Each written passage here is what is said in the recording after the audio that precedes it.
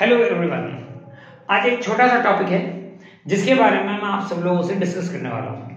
Students, chapter electricity, सबसे important हिस्से कौन से? Ohm's law, factors of resistance on which the resistance depends, series and parallel connection derivation, and on the other hand the maximum numericals which you can do with the formula of series, parallel and Ohm's law, and also the formula of heating effect। वो numericals हैं, जितने आप उनमें से कर सकते हैं वो उतने भी कम हैं टर्म टू डिस्क्रिप्टिव पोर्शन के लिए। तो उन्हीं में से मैंने आज एक चूज किया है, बहुत छोटा सा पोर्शन। क्या कि रेजिस्टेंस किन फैक्टर्स पर डिपेंड करता है, समझेंगे। बहुत आसान तरीके से याद हो जाना चाहिए। और अगर कोई आपको लगता है कि मेरे इस पढ़ाने के बाद कोई क्वेरी, कोई क्वेश्चन आपका है तो कमेंट बॉक्स ओपन, आप मुझसे कर सकते हैं। सो 10th class students be ready. Electricity chapter से ये टॉपिक मैंने थोड़ा बहुत टाइम सेव करने के लिए लिख दिया है बोर्ड पर। सो चलो देखते हैं कि वो क्या है। तो I will tell the factors on which the resistance of conductor depends. Conductor क्या? जिसके अंदर से इलेक्ट्रिसिटी का मूवमेंट हो सकता है, that is known as a conductor. Electrons का फ्री फ्लो हो सकता है, charge can move from positive terminal to negative terminal. आप उससे बल्ब ऑन कर सकते हैं, इलेक्ट्रिसिटी का सारा काम हो सकता है। Conductors, good conductors, bad conductors, semiconductors, यही तो सब कुछ है। तो today I am talking about the good conductors. Okay, बीच में मैं आपसे बात करूंगा एक और सेमी कंडक्टर के बारे में, लेकिन वो थोड़ा सा अमेजिंग फैक्ट्स में चला जाएगा, राइट। तो चलिए सबसे पहले बात करते हैं पहले फैक्टर की, the length of the wire, right. The length of the conductor. अगर रेजिस्टेंस और लेंथ को देखा जाए, if you increase the length, अगर लेंथ को बढ़ा देंगे तो रेजिस्टेंस बढ़ने लगेगा, और अगर हम लेंथ को डिक्रीज कर देंगे तो रेजिस्टेंस भी डिक्रीज होने लगेगा। लेकिन क्वेश्चन ये आता है, बच्चों का सवाल ये होता है कि सर ऐसा ही क्यों हो रहा है, व्हाई? तो मैंने एक छोटा वर्ड यूज किया यहां पर। क्या? देखो, वायर में से इलेक्ट्रॉन्स जा रहे हैं, राइट। अब इलेक्ट्रॉन्स को जितना रास्ता साफ मिल जाएगा वो उतना इजीली क्रॉस ओवर कर जाएंगे। लेकिन यहां क्या है, वायर कंडक्टर की लेंथ बढ़ गई है। अब जब लेंथ बढ़ गई है तो दैट मीन्स अब इलेक्ट्रॉन्स को मोर आयंस से कोलाइड करना पड़ेगा। ज्यादा हो गए हैं, वो लंबा रास्ता हो गया है, तो वो क्या करेंगे, वो रेजिस्टेंस को अफोर्ड करने लगेगा, यानी कि ज्यादा रेजिस्टेंस पैदा कर देगा। इलेक्ट्रॉन्स को आगे जाने में दिक्कत कर रहे हैं वो आयंस। Got that point? तो that is why resistance is proportional to length. Length बढ़ेगी, रेजिस्टेंस बढ़ जाएगा, लेंथ कम होगी तो रेजिस्टेंस कम हो जाएगा, राइट। समझते हैं? अगर आप एक मान लीजिए, चलो एक this is a kind of example, आप एक वायर ले लो जिसका लेंथ 100 मीटर और एक छोटा सा बल्ब लगा लो, स्विच लगा के, तो लगता है आपको वो ऑन हो जाएगा? मुझे नहीं लगता। और अगर आप एक छोटा सा वायर ले लो और बल्ब ऑन कर लो तो वो क्विकली ऑन हो जाएगा। रीजन क्या है कि बीच में रेजिस्टेंस बहुत कम ऑफर्ड है, और जितना लेंथ वायर होगा उसमें रेजिस्टेंस इसलिए ज्यादा ऑफर्ड हो जाएगा। इसीलिए घरों के अंदर कनेक्शन कैसे होते हैं? पैरेलल में, ना कि सीरीज में। क्योंकि जैसे जैसे वो सीरीज में जाएगा तो माय डियर स्टूडेंट, यहां से दिल्ली तक खंभे पर एक ही वायर नहीं बांधा जा सकता।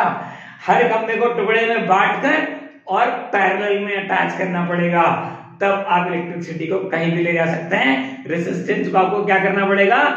रिड्यूस करना पड़ेगा, राइट। गुड।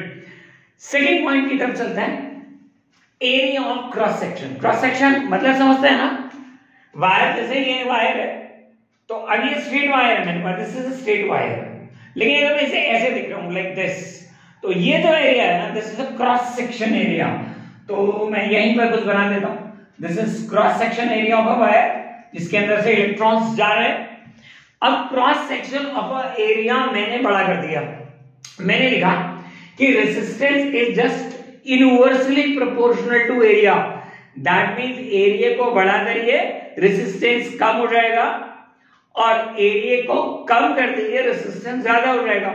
अब भी मैं आप लोगों से वही बात करूंगा, क्या मैंने यहां पर भी एक वर्ड यूज किया है इस जगह में, क्या space between the charge particles, जो चार्ज पार्टिकल्स हैं अब उन्हें मूवमेंट के लिए ज्यादा स्पेस मिलने लग गया है अगर आपने क्रॉस सेक्शन एरिया को ज्यादा कर दिया है। तो जब आपने उन्हें मूवमेंट के लिए ज्यादा जगह दे दी है तो ज्यादा इलेक्ट्रॉन पास ऑन हो जाएंगे, राइट, और जितने ज्यादा इलेक्ट्रॉन पास ऑन हो जाएंगे तो दैट मींस रेजिस्टेंस तो कम होगा ना, रेजिस्टेंस तो बढ़ता तभी जब इलेक्ट्रॉन्स रुकने लग जाएंगे, चार्ज पार्टिकल अपने रुकने लग जाएंगे तो रेजिस्टेंस बढ़ने लग जाएगा। और अभी क्या कह रहा हूं मैं आपसे कि एरिया बड़ा कर दीजिए रेजिस्टेंस कम हो जाएगा, और जैसे ही आप क्या करेंगे एरिया को कम करेंगे रेजिस्टेंस बढ़ने लग जाएगा। तो this is the one point that resistance is inversely proportional to area.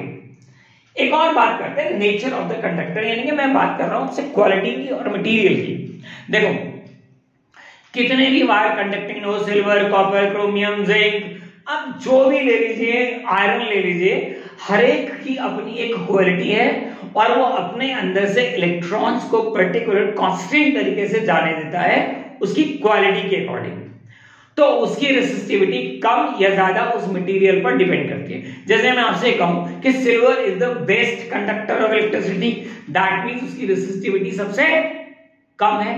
और मैं आपसे कहने लगूं ड्राई पेपर, वो क्यों जाने देगा इलेक्ट्रिसिटी को इस तरफ से दूसरी तरफ? Resistivity offered by the dry paper is higher than all, समझ गए? तो that is always constant for a particular material, ये उसकी क्वालिटी है, that is denoted by a Greek letter known as rho, मैंने यहां रो लिख दिया, ठीक। एक बात और करते हैं, तो टेम्परेचर ऑफ द कंडक्टर की बात करते हैं।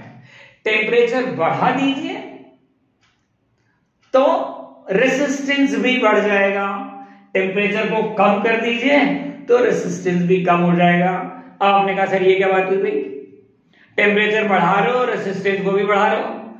भाई माय डियर स्टूडेंट्स, एक बात देखो आप कि जब मैं किसी चीज का टेम्परेचर बढ़ाऊंगा तो उसके बीच में जितने भी एटम्स प्रेजेंट हैं उनके बीच में मोर वाइब्रेशन शुरू हो जाएगा, मोर काइनेटिक एनर्जी शुरू हो जाएगी, और वो ज्यादा वाइब्रेट करने लगेंगे तो वो किसी और दूसरे को रास्ता क्यों देंगे निकलने का? रेसिस्टेंस ऑफर्ड कर देंगे, वो तो इलेक्ट्रॉन को निकलना है, एटम का वाइब्रेशन बहुत तेज हो चुका है, समझ गए ना मेरी बात? तो यही हो रहा है वहां पर कि एटम्स का वाइब्रेशन बहुत फास्ट हो रहा है, इलेक्ट्रॉन्स के जाने के लिए बहुत कम रास्ता बचा है, तो दैट इज व्हाई अब यहां क्या होना शुरू हुआ, टेम्परेचर बढ़ा तो रेसिस्टेंस भी बढ़ा, और टेम्परेचर कम करेंगे, तार को ठंडा कर देंगे तो वाइब्रेशन कम होने लगेगा और रेसिस्टेंस भी कम होने लग जाएगा। This is one of the theories, ठीक है। याद रखना गर्मियों में खंभों पर से तार बहुत ज्यादा टूटते हैं, रीजन क्या? एक तो आपके एसी चल रहे हैं सारे घरों में, दूसरी ऊपर से हीट पड़ रही है, वायर हीटअप हो रहे हैं, कंटिन्यू हीटअप कर रहे हैं, रेसिस्टेंस ज्यादा ऑफर्ड कर रहे हैं, तो वो जहां से भी थोड़े से सॉफ्ट पड़ जाएंगे वहीं से वो मेल्ट हो जाएंगे, और मेल्ट होने के बाद टूट जाएंगे। That is why temperature high up होने की वजह से, रेसिस्टेंस बढ़ने की वजह से, राइट, याद रखना है बात। ओके, अब इसके बाद हम लोग क्या करना है, मैंने लिखा R proportional to L, then I have written the R inversely proportional to A। चलिए इन दोनों को कंबाइन कर देते हैं, जोड़ देते हैं। तो what I have done, the R proportional to L, then the R inversely proportional to A, दोनों को कनेक्ट करते हैं।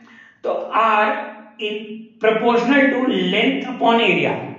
अब मैंने यहां पे बात करी थी आप लोगों से रेसिस्टिविटी की, ध्यान रखना वो एक कांस्टेंट टर्म है, पर्टिकुलर मटेरियल आप जो भी यूज कर रहे हैं एज अ कंडक्टिंग वायर, ठीक।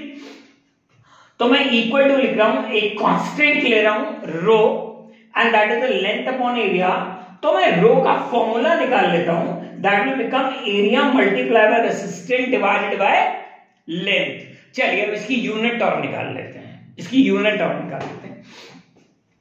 तो रो इक्वल्स टू किसकी यूनिट लिखी मैंने, रेसिस्टेंस की, ओम। एरिया की क्या हो गई, metre square, length into breadth, metre square, right. अब आपने कहा सर ये तो आपने क्रॉस सेक्शन एरिया की लिख दी, कोई भी हो एरिया तो है ना, एरिया क्रॉस सेक्शन एरिया का, तो मीटर स्क्वायर तो आप लिखेंगे ना, और लेंथ के लिए स्टैंडर्ड यूनिट क्या यूज करेंगे आप, मीटर। थोड़ा सा मैंने खोल के लिख दिया, मीटर स्क्वायर को मीटर इंटू मीटर और अपॉन मीटर। तो अब मैंने क्या किया, एक मीटर से मीटर कैंसिल हो गया, तो आपके पास प्लेन क्या बच गया, अब बचा मेरे पास सिर्फ ओम मीटर। दैट मीन मेरे पास रेसिस्टिविटी की क्या यूनिट बची, ओम मीटर। ध्यान रखना एक नंबर में 4 ऑप्शन आएंगे और अगर ये ऑप्शन में से ओम मीटर वाले को ही टिक करना है। ध्यान रखिएगा ये बात बिल्कुल स्टूडेंट्स। एक अमेजिंग बात की बात कर लेते हैं, सेमीकंडक्टर्स लाइक जर्मेनियम, सिलिकॉन। कहां सुना ये वर्ड, मैं बताता हूं कहां सुना आप लोगों ने वर्ड।